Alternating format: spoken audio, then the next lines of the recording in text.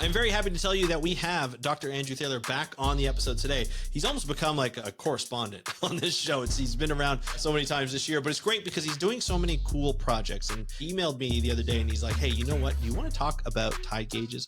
Put in a tide gauge in his own town of St. Michael's in Maryland, to look at how flooding is affected or how often it happens and how they can predict and how they can manage, especially when they look at compared to other tide gauges around the Chesapeake Bay where they're in, or just off the Chesapeake Bay where they're in. And so we're going to talk about the process, why he's doing this for his town, the time it takes, all that kind of stuff that's going into doing that so that you can become a local hero to your community and do something similar, or just do something that will be helpful and feel inspired. So we're going to talk about that on today's episode of the How to Protect the Ocean podcast. Let's start the show.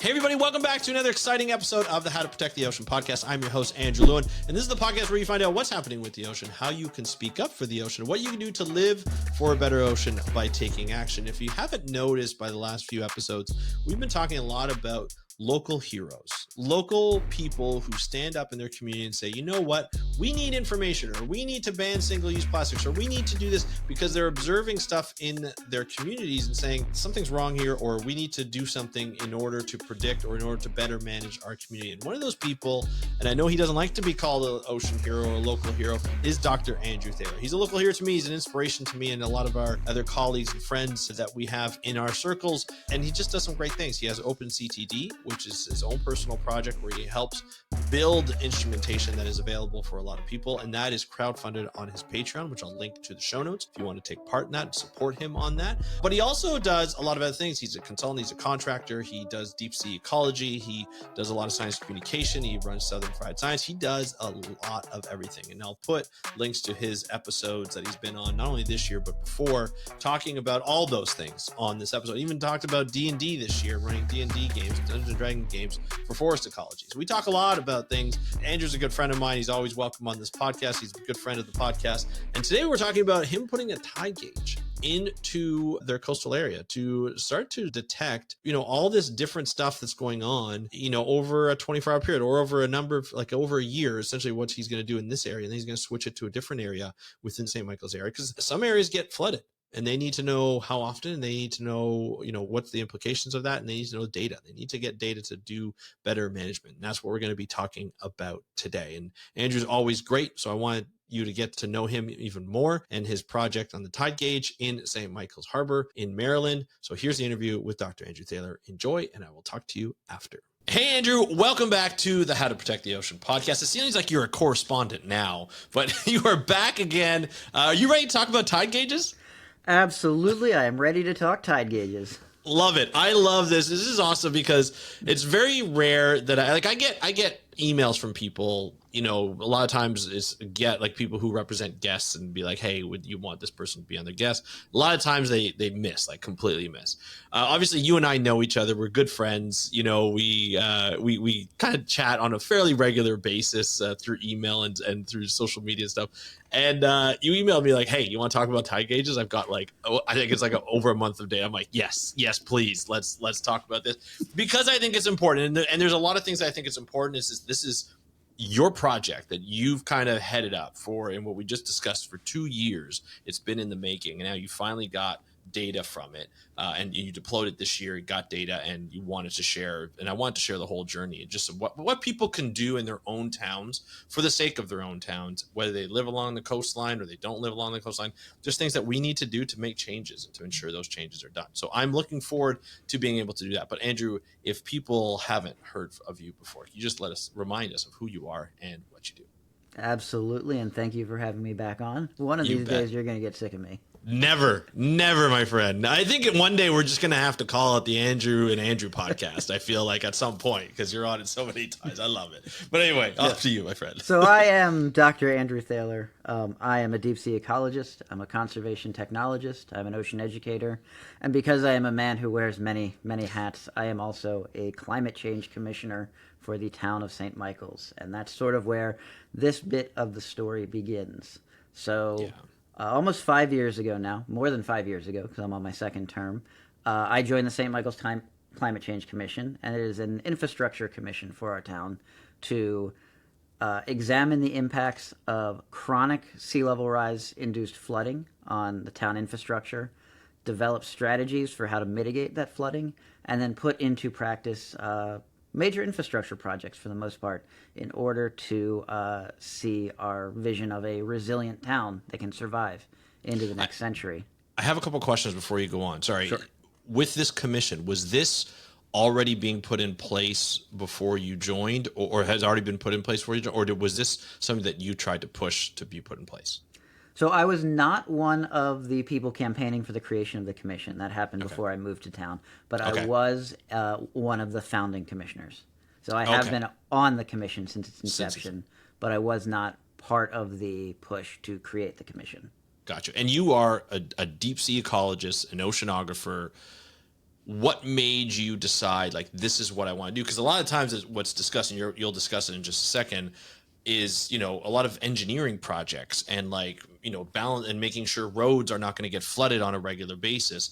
What made you decide to be like, you know what, this is something that I would be good for? Like, because a lot of people are like, am I really qualified if I'm educated in this specific aspect? Like, what made you think, no, you know what, I could actually do a pretty good job at this? So, I've done a lot of climate change outreach throughout my career, spanning almost 20 years now. And it became very clear about 5 years ago that we weren't getting the job done. That this idea that we could use science communication and science outreach to convince lawmakers, to convince legislators to make the right decisions regarding climate change wasn't working. Right. And so there's the alternative to, if you cannot convince a lawmaker to adopt scientifically sound principles, then the only thing you can do is become a lawmaker. So I set out to figure out where I could be the most impactful in my community and where my specific set of skills, I have a particular set of skills, and where my particular set of skills could be the most use to my community. And, I am a deep sea ecologist, but I also have done a lot of coastal work, and I've done a lot of sea level rise modeling. And many, many years ago, I ran a little program called Drown Your Town. So I am very familiar with modeling sea level rise and change in communities. And so, it's not like an open election. It's you get nominated by the town commission.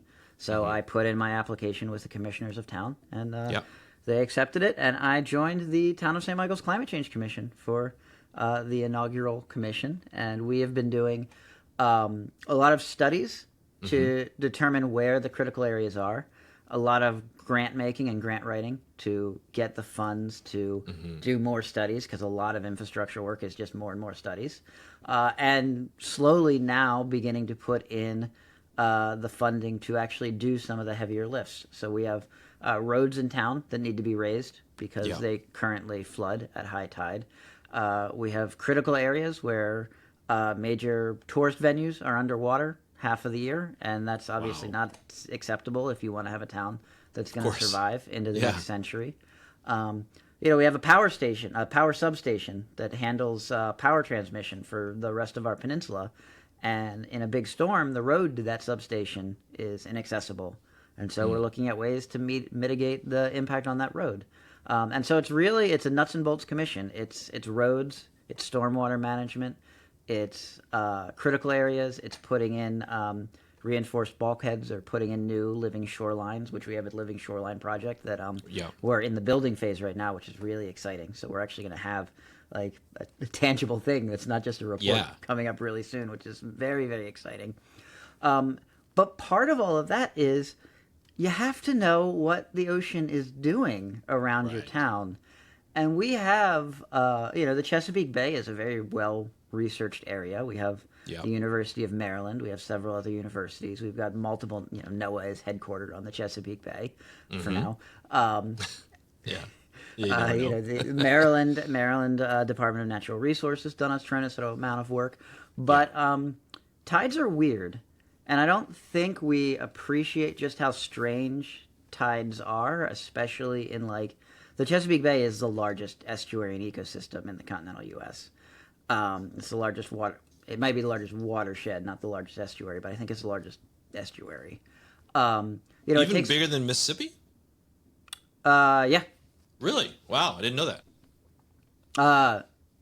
Estuarine watershed. Estuarine watershed. Gotcha. Yeah, That yeah. makes sense. Yeah. I gotcha. Okay. Yeah. Cool. And it takes 12 hours for a tide to promulgate up the Chesapeake Bay. So if you have high tide in Norfolk, you're going to have another 11, 12 hours before you see a high tide in Baltimore. And that changes depending on where you are. The town of St. Michael's is not right in the Chesapeake Bay. We're on the Miles River, which is part of the Chesapeake Bay and is influenced by the Chesapeake Bay. But there's a lot of weird hydrodynamic phenomena that happen between the tide going up in the ocean and that wave promulgating into our area. And so one of the questions we had is like, so we're dealing with nuisance flooding. We're dealing with high tide flooding. Like our mandate is not planning for the next big hurricane. Our mandate is dealing with the chronic flooding that the town has to handle every day. It's, what I like to say is we're here to handle the flooding that you have to live with, not the flooding that you have to run from. Right. Because in a big hurricane, the answer to managing a big hurricane coming through is get out of town, go have some fun in the mountains for the weekend, and then come back and rebuild. But with the chronic flooding, the flooding we see every day, you have to be able to live with it or the town can't survive. And so one of my very early on initiatives that I started with the Climate Commission is I want to know what's happening with our tides in town right now. We have a tide gauge in Annapolis. We have a tide gauge in Cambridge. Those are both very far away from our town. We have a tide gauge on the other side of the river. On the other side of the bay. On the bay, sorry. Yeah. We have a tide gauge in Claiborne, which is a town slightly north of us, that was installed in such a way that it bottoms out at low tide, so you don't get accurate readings. And so we really pushed to find a solution that would get us tide readings in our town, and that was like not particularly expensive. We didn't, part of working with small town government is like, you can do almost anything you want as long as it's at no cost to the town. Yeah. And so, as you know, I have this little program called the Open CTD. The Open CTD is a low-cost open-source oceanographic instrument that gives you salinity, temperature, and depth. And one of the things I was thinking of doing is, okay, we can measure depth. Depth is tide if you have a fixed gauge. So can we convert the Open CTD to a long-term fixed mooring and use the data coming out of that device to then infer what the tides are doing in our town locally? And fortunately, I'm very good friends with the folks at So Far Ocean who make those amazing spotter buoys. And they had opened up a program called the Bristlemouth program, the Bristlemouth Pioneer program. And Bristlemouth is their attempt at a universal standard connector for ocean equipment. So that, like, right now, if I have an Open CTD and someone has like a YSI Castaway and someone has like a big ADCP and someone's got a bunch of other data SONs, every single one of those has a different kind of connector. And if you want those to talk to each other, it's basically impossible. So the idea behind Bristlemouth is if there's one universal, full ocean capable connector that's relatively cheap that every device can talk to, then we can start integrating these ocean systems. And so the town of St. Michael's was accepted into the Bristlemouth Pioneer program. And then I got to have the joy of integrating the Open CTD with the Bristlemouth standard. And I don't know if you know the joke in software standards, but if you go into a program, you're like, oh, there's like 15 different language standards. We should normalize this so that we can make it easy for all these different codes to talk to each other. Then all of a sudden you have 16 different software standards. And then the next person comes in and is like, oh, we should normalize this. And then you have 17 different standards. So it took about a year for me to get the OpenCTD integrated with the spotter buoy. And then finally this December, we deployed our buoy out in St. Michael's Harbor and began logging the tides. Okay, so now, you spent a year coding this thing to make sure that it speaks to the Open CTD, which is awesome because that's something that was necessary to make sure that you can get your information in there, from the CTD that you had. But this is a lot of stuff. Did the commission know about all these plans, or is this a program that you looked up and you knew about it, and then shared it with the commission? Like, how was this program made available or made known to the commission? So I knew from So Far when they put out the announcement that they were looking for Bristlemouth pioneers, and then because municipal government is always about meetings. Right. There is a long process of having meetings and holding meetings, and kind of the joke I was making with so far is that I had the hardware ready to go, well ahead of when we actually deployed it, but I had to wait for a town council meeting so that I could then petition the town for permission to put this buoy in this particular spot, and then the town had to vote on where the buoy would go. And there's a municipal process because we're a community. So the coding and the hardware was maybe not even the most logistically complicated part of it. It's the getting people on board and talking to everyone, and then getting the actual live feed up on the website. So part of all this is we launched St. Michael's Flood Watch, which is stmichaelsfloodwatch.com. And it just redirects to an ArcGIS story map, because Esri is great for stuff like that. The story maps have really taken by a lot of people. I know a lot of people do that. What's that website again? Can you just say that again? So it's St. Michael's floodwatch.com, and that's Saint abbreviated, just ST. Yeah, Michael's Flood Watch. Okay. And so on that website, you see the sea level rise projections that we're working with as part of the commission. So when we do all of our planning, we're planning for 5 feet of flooding above mean sea level.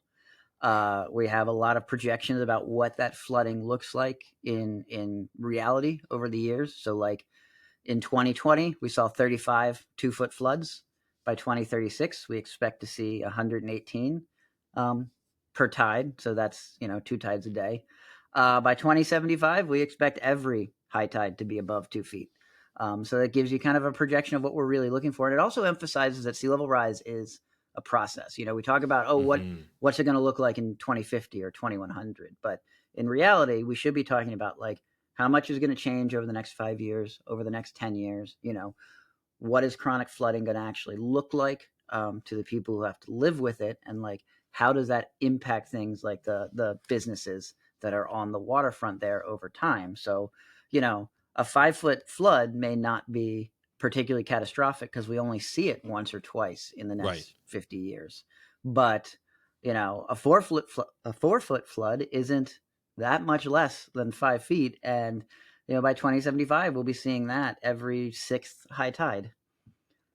So things like that, I think, really matter. And then if you keep going down the website, you get to the real-time feed from the buoy. And this is where this is real-time data. This is coming directly from our buoy.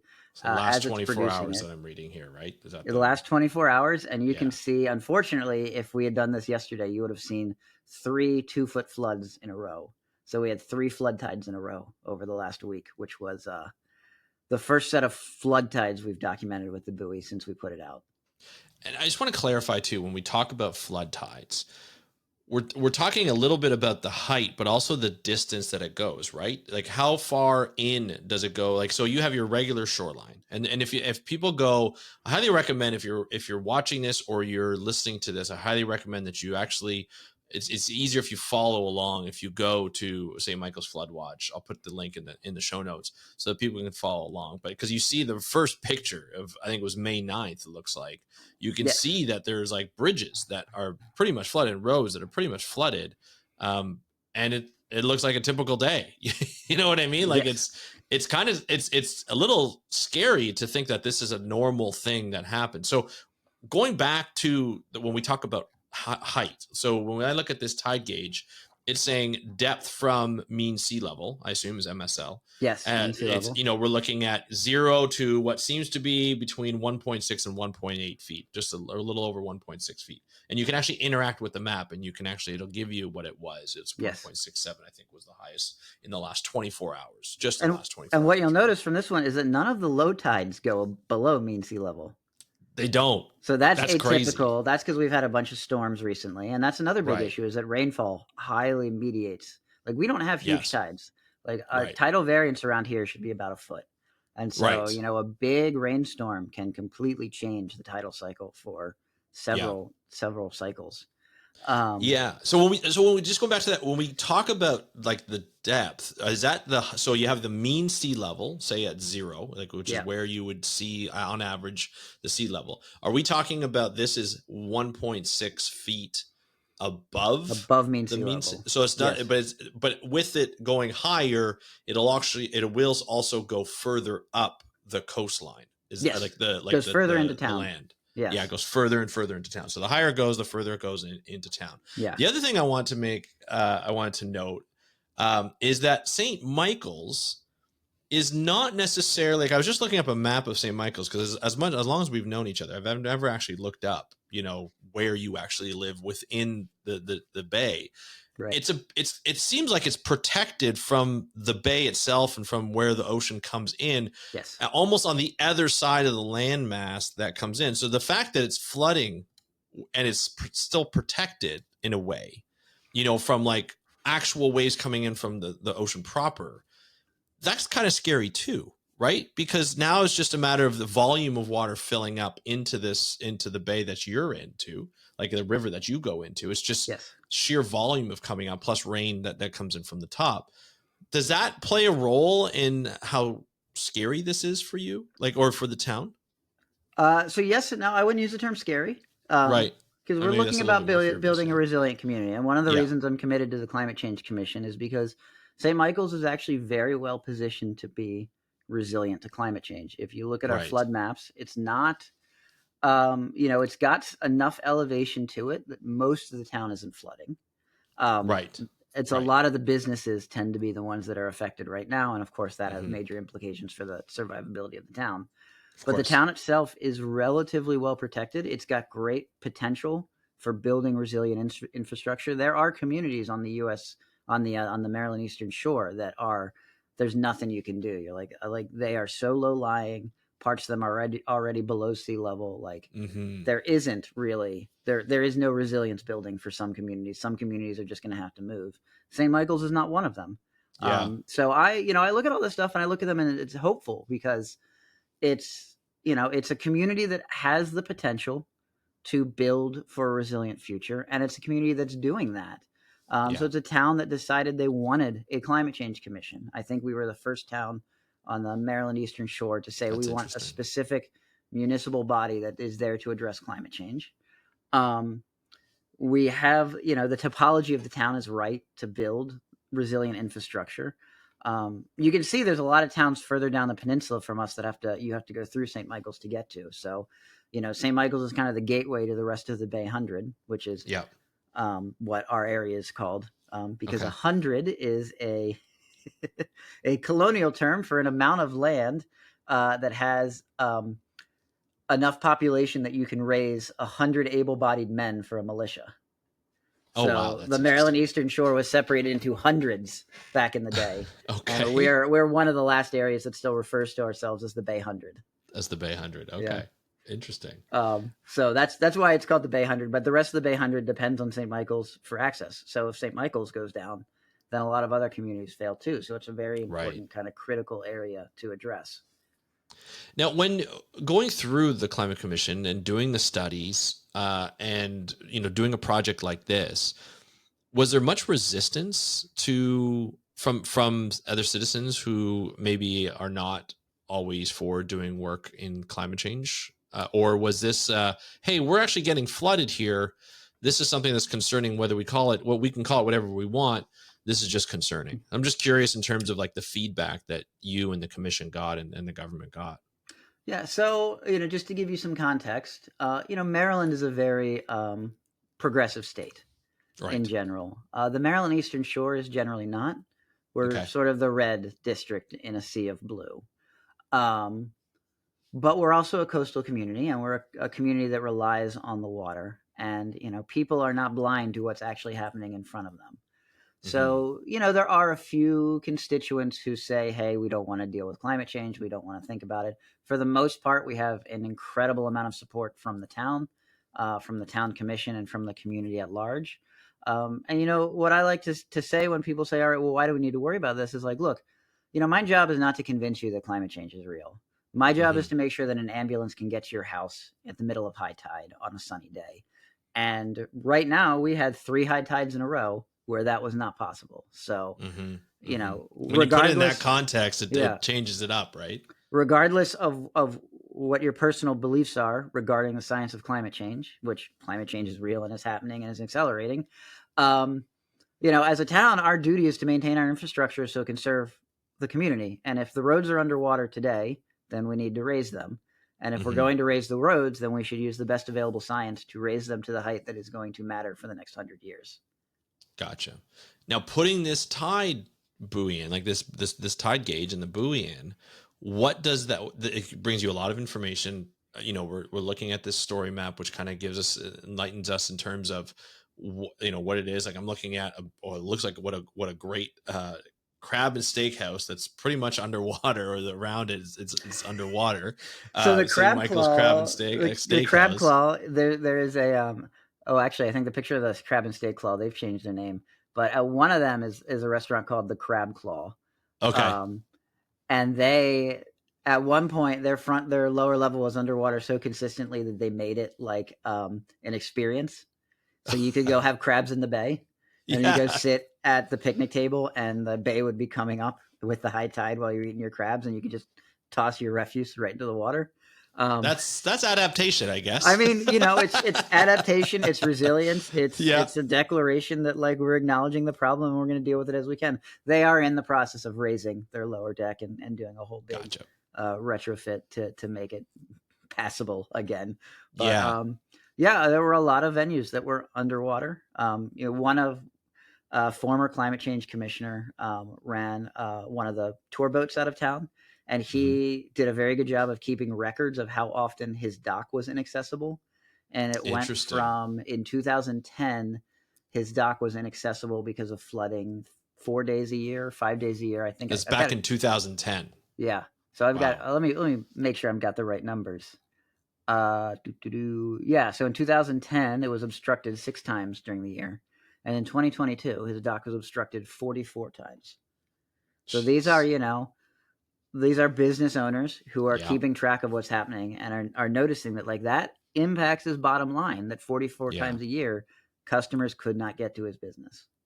That's unreal. Now it's kind of interesting because it's data that matters to his business. So he's looking at it. He's trying to figure out ways to adapt to it, to figure out ways to change. It's really interesting how the story map is laid out here because you've got, I think it's like 9 different sites here that are different streets, and talking about how frequently they're underwater. And you see the pictures that come up of them underwater. You have a San Domingo Creek. You've got Chester Park Lane to North Street. So you've got it like pretty much laid out of what could happen. And the people who are from St. Michael's have probably seen this, and they probably know about it. It's probably a topic of discussion in terms of roads are out or so forth.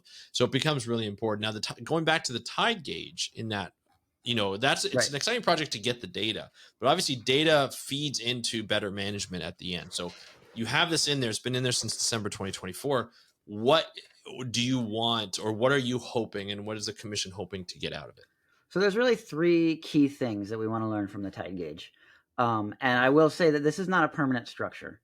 The ultimate goal is to prove that the town of St. Michael's needs its own dedicated tidal station that's supported by NOAA or the USGS. And that's an expensive proposition. That's a proposition that requires a lot of grant making. And so having that data ahead of time is key to that. So part of that is demonstrating that our tides are out of cycle enough that we need our own tide station. We want to have documentation of each flooding event so that we can say, as the years progress, like in 2025, we had X number of 2-foot floods and X number of 5-foot floods. Hopefully we only have 1, but we usually get at least 1 5-foot flood a year.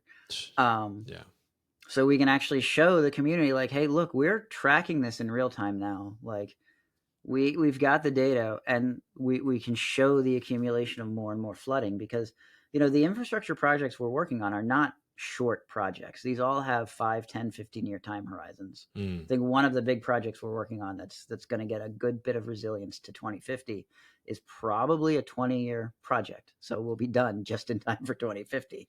But it's a major infrastructure build and has a tremendous amount of potential. So we want to know how often the floods are happening. We want to have those documented. We also want to know how out of phase St. Michael's is with the other tide stations in our area, because that has major ramifications for planning. If we know a storm is coming, if we know there's a big surge, if we know we're about to get a ton of rainfall, we are, as of now, and I haven't done the full cycle analysis for the data we have, because I'm waiting on just getting a few more months before we do that, because tidal cycles are also seasonal.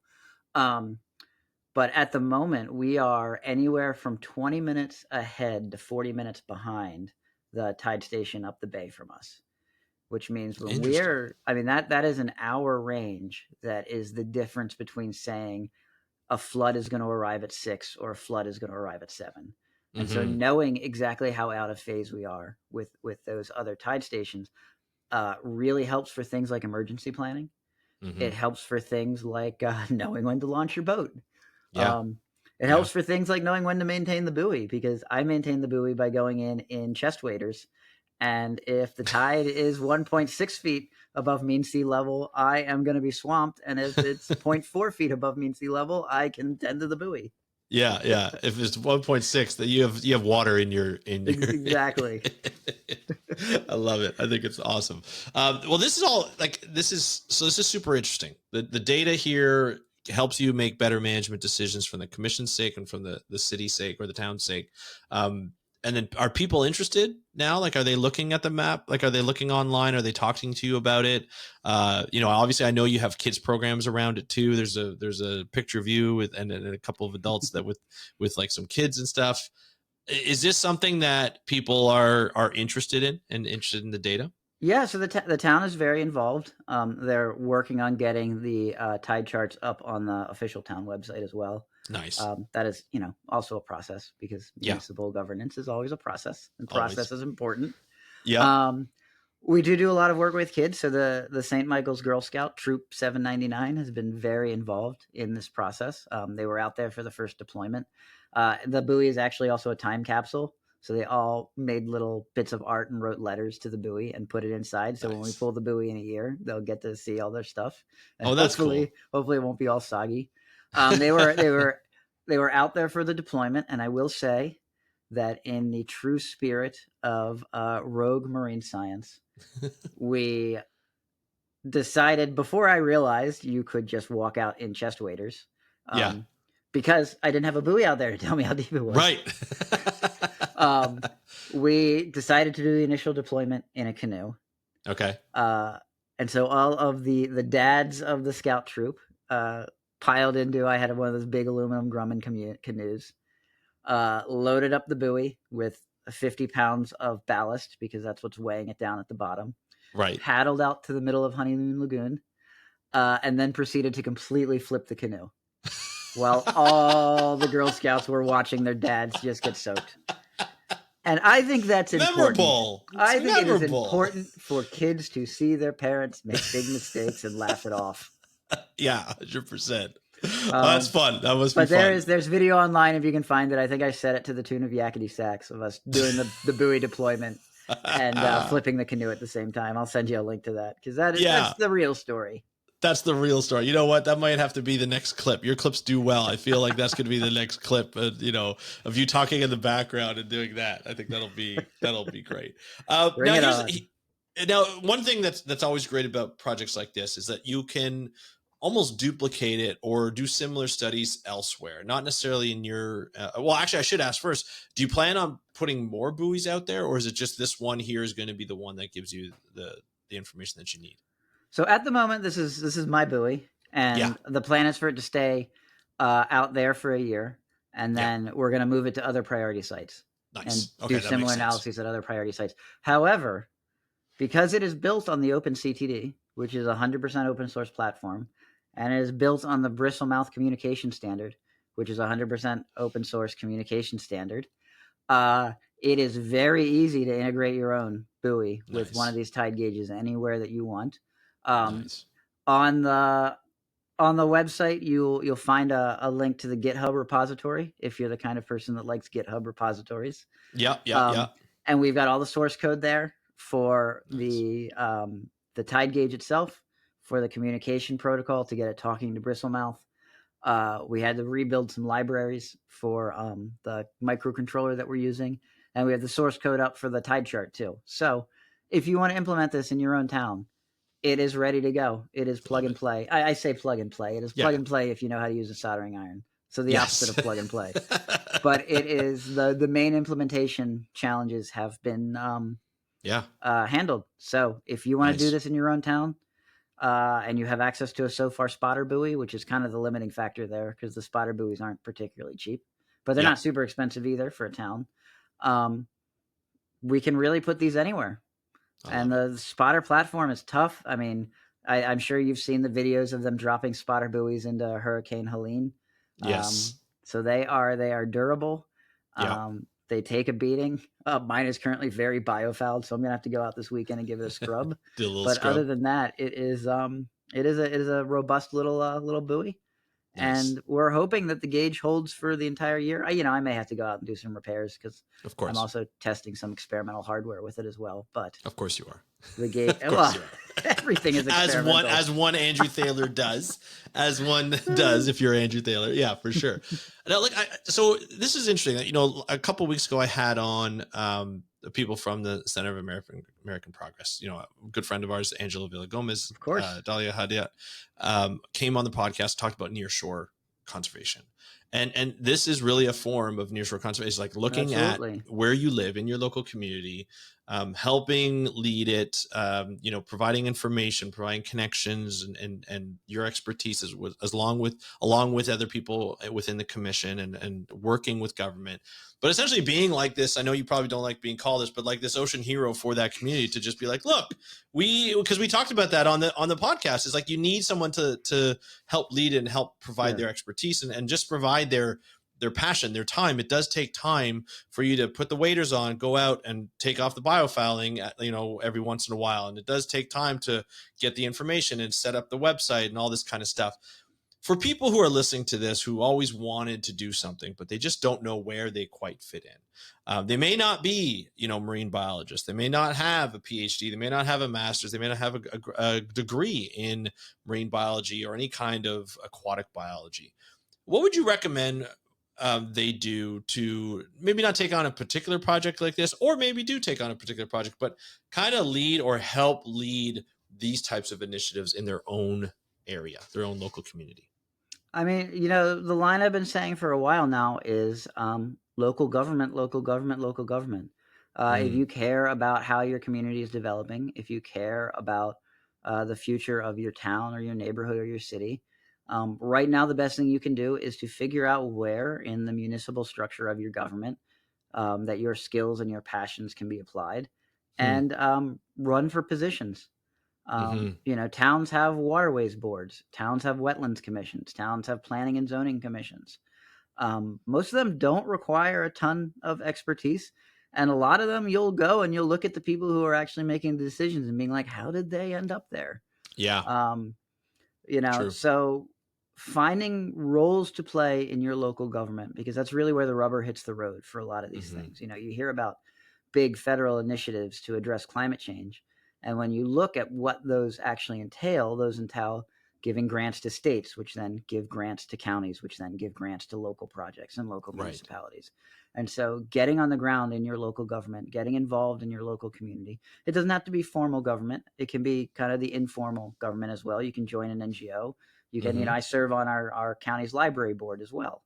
Mm-hmm. So it can be things like that. But, at this point, at this moment in history, um, the best thing you can do is get yourself into a position where you can make decisions.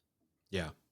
Yeah, I love it. I think it's great. I think that's a perfect way to end this podcast off. Andrew, this has always been a pleasure to have you on. Love how you're taking a lead. I love how you're helping out your town and yourself, learning more and more every day. And I think it's really important, though, to set up something like this for a local action, doing all the work. I know it's not as if it's done overnight. It takes a long time. It takes a lot of time to dedicate and a lot of thought process in it. So really do appreciate what you're doing for the town of St. Michael's, but also for our community here on. So really appreciate it. And of course, love to have you back on. Well, thank you so much for having me. I'm sure I'll be back. Absolutely. Thanks so much. Thank you. Thank you, Andrew, for joining me on today's episode of the How to Protect the Ocean podcast. It was always great to have you on. Can't wait to have you back, which you never know, might be next week. I don't know. He's off. Every time he comes up, he's like, Andrew, you want to talk about this? I'm like, absolutely, I do want to talk about this. And you can tell he doesn't like being called Ocean Hero, but he is an ocean hero to me. He's a local hero. He does things because he executes. That's the one thing that's the difference between a lot of people. I was talking to him after we recorded and I said, hey, you know what? Like, there's all these times where you can jump on commissions, you can jump on meetings and local meetings and government and all this kind of stuff, even just extracurricular stuff like, hey, we should talk about this kind of stuff. And you can talk and talk and talk, but until you execute, you don't really get stuff done. And that happens a lot within our field. That happens in any field, any business or anything like that. And the fact is Andrew executes and he likes to share what he's done and what he's been able to do and hopefully inspire you to stand up for your local community and be like, hey, we need this, either a tide gauge or we need something else that's important, or we need to ban something, or we need to talk to our people about something. It's important to feel that inspiration and to watch other people go through what they've done, and you can learn from their challenges and how they overcame them and from their successes and how they got there. This was obviously a long-term thing for Andrew. It's something that took 2 years to just put the gauge in the water and get it all approved. You know, government, especially municipal government, works slow as it should. That's the way it does. They make sure they dot their I's and cross their T's, but it does take a while and you have to be patient. And once you get it, you have to just continue and be persistent. And then now you've got data, you've got this nice story map, and you've got information. It's a great way of communicating to the local town of St. Michael's as well as other places. So let's use this as a model of what you can do in your own area. So with that said, I'd love to hear what you are doing in your local area to hopefully advance conservation or be able to help out your local community in any kind of way, whether it's environmental or not. I'd love to hear from you. Just go to speakupforblue.com/contact and fill out the form. Let me know what project you're working on. Maybe we'll have you on the podcast and we'll be able to talk about it. So just go to speakupforblue.com/contact, fill that out, that form out. It goes right to my personal email. I'll answer you back and we'll plan something if you want to come on the podcast and talk about it. If not, no worries, you don't have to. Just want to hear about your project. But I want to thank you, Andrew, again, and I want to thank you guys for listening. This is always great to help support Andrew's projects, but also to help support the podcast by listening and sharing with friends and family that you think will get a lot of value out of this. So I really do appreciate it. If you want to get a hold of me, go to the website, speakupforblue.com/contact. Leave a comment in the YouTube video if you're watching this on YouTube. And if you're listening to this on Apple Podcasts or your favorite podcast app, just hit me up on Instagram at How to Protect the Ocean. That's at How to Protect the Ocean. I want to thank you so much for joining me on today's episode of the How to Protect the Ocean podcast from the True North Strong and Free. I'm your host, Andrew Lewin. Have a great day. We'll talk to you next time, and happy conservation.